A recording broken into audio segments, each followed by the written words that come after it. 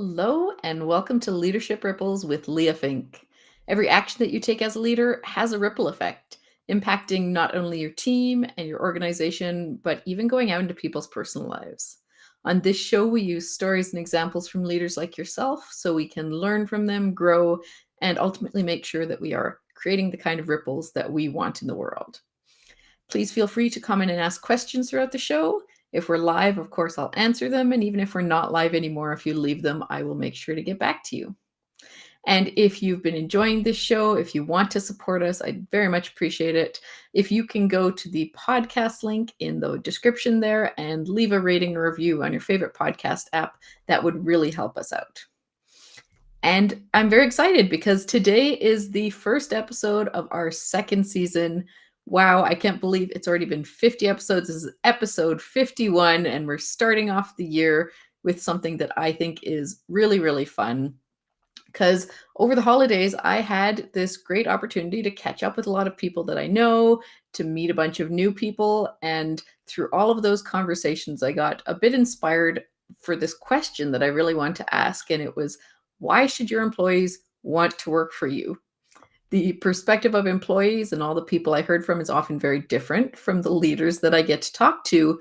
And something that came up again and again is different items, different pieces that people were dissatisfied with. And a lot of people who were questioning if they still wanted to work for these companies that they worked for. And I think about that with this concept that leaders care, that we all have great intentions and we're trying to support our employees. And so I really want to dive into a couple things today that do impact why your employees work for you, that if they want to work for you, if they're already thinking about leaving. And of course, this is such a big topic. This is going to be a two-part episode. Today, we're going to talk more on the financial side of things. And in the second part of this episode, next week, we're going to talk more on the cultural side of things. And this is something we need to talk about pretty frankly in this context. This is obviously a huge part of employee experience. And we're not going to talk about the basics of employees work for you because they need money to survive. But we're going to talk more about, as a leader, how you perceive your employees and the expense of having employees and how that might be having bigger impacts than you thought on your success. Because, of course, leaders can have lots of different mindsets around finances when it comes to employees. You can even pause for a second and think about, what is your perspective on employees and the finance and the impact that they have on your finances? And there can be a lot of stress, first of all, about being able to afford employees. That is pretty common. After all, you're not only taking responsibility for ensuring that you can pay this person consistently week to week or monthly, however you pay them. And that has to be regardless of how your company does, what the draw is for and what your profit is. And of course, that's a big commitment. And I especially see this with owners of small businesses as they first start hiring employees and they're thinking, wow, this is huge. I'm now going to have to make sure that not only am I profitable, but that I can pay this person consistently. And that is very understandable. Of course, it's a big expense. You only want to hire someone if you know for sure that you can take care of them and still have your company be financially successful. The challenge is this mindset often persists. This sense of scarcity, it lingers and impacts how you're going to keep making decisions about your salary and team, even when you are more stable. And often this comes from a place of worry and fear. And this fear that salaries, which are a large expense, are one of the most dangerous parts of your expense, to this point where employees can actually feel like they're this burden to you that you have to take on. It can feel heavy and demanding. And if you're taking on a burden, you might even be upset at employees if they ever have questions or raise concerns about compensation. How dare they not understand how heavy this feels to me, how much I worry about this, how much I risk on having this employee? They should be grateful that I'm paying them a salary. And this might not be a big conscious thought, but subconsciously, you might almost want some empathy from your employees about how that stress is impacting you. You want them to understand that you are doing your best with pay. And even if it's not to a large extent, if you are spending a lot of time worrying about how expensive your employees are, I'd argue there is some component of your mindset that is based in fear around having employees, and you really want to take some time to look at that. So we've talked about this on the show last season. People have a negativity bias. It's very natural. We're more likely to see the danger in a situation than we are to see the possibilities. We think about what we're risking rather than what might be at stake that we might be able to gain.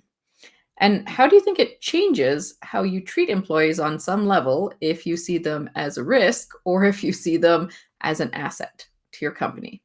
That's going to make a big difference on how you see them and then, therefore, how you treat them. Because we do have a lot of leaders who will say employees are our biggest asset, or companies that say this. But there's a big difference in the actual intention behind that and how much they mean it.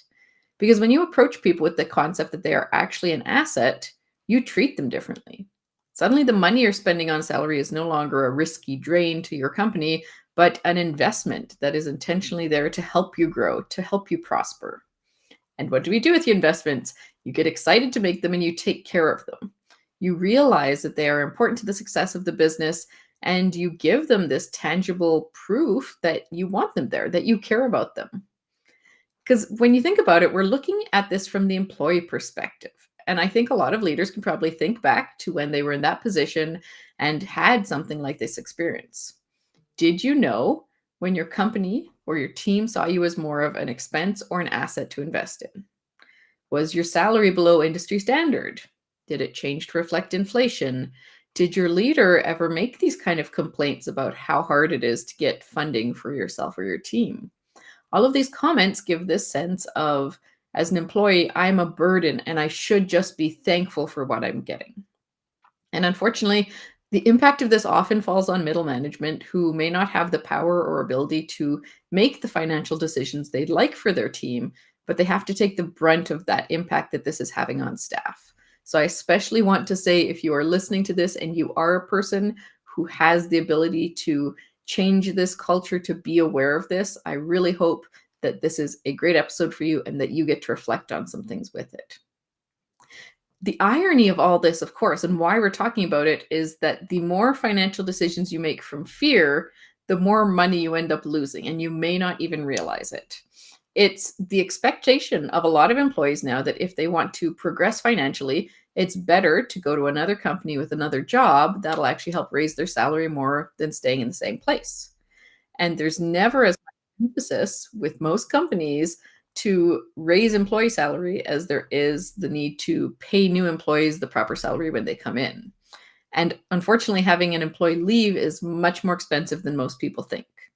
By the time you add up losing the output of an employee while you're down the spot, recruiting, training, HR, paperwork, all the other expenses, it usually costs about half of a position's annual salary to have to rehire for that position. And that's not even looking into the knowledge that you lose and the experience and how that might be affecting things like productivity or morale for your team. But we don't think about those things as actively when we're thinking about a place of fear. We're thinking of protect what we have and keep within our resources. We think about the short term and assume that our employees will just want to stay, or they might be scared of leaving, or it's too much effort to leave, so they'll probably stay here. And that may happen, it certainly does. But if we want to be truly successful long term, then focusing on this employee retention is a huge way to increase your profits and to reduce your loss. And that's just talking about regular employee compensation. And I want to talk about another financial concept, which is that we often link finances or some sort of benefit with performance. And that could be raises, that could be bonuses. And of course, it makes sense. It's important that you are acknowledging the employees that perform well and you want to reward that hard work and dedication. And there is this underlying mindset in our society that hard work should be rewarded, that if you put in more effort, you will get a greater reward. Now, next week, we're going to talk about some of those cultural components and the non-financial pieces that we can link with this to make sure it's not just financial reward that is supporting our staff team. But often what happens when we focus on this fiscal side, which is what we're doing today, is companies can end up actually putting themselves in a worse position when it comes to the employee perspective. And the biggest challenge that I see with this is consistency. Many companies have really well-intentioned initiatives around this. So maybe on your annual performance review, there's an opportunity to get a larger bonus if you exceeded expectations for your role for the year. Or maybe there's a bonus for reaching certain milestones, or maybe your raise is determined by last year's performance. Those are all really valid things that are well-intentioned to try to show employees, Thank you for putting in the hard work.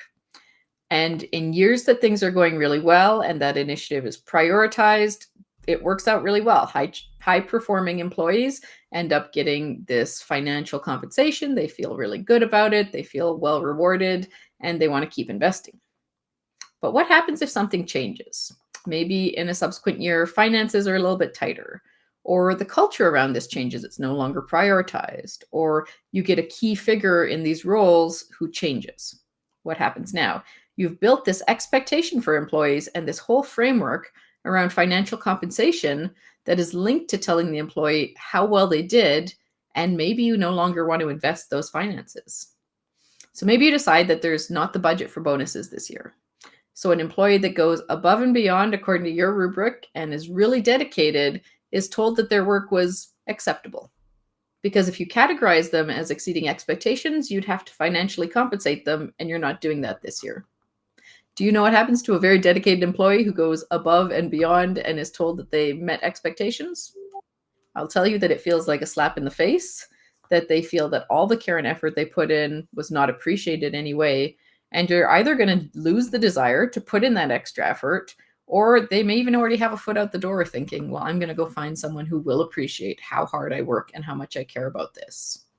So if you are going to offer any sort of financial reward, make sure that both you are very clear on expectations and that you can guarantee that this thing will be consistent year to year. So you're not accidentally telling your employees that they are not as valuable as they think or they're not doing as well as they think. Make sure that that piece can be consistent.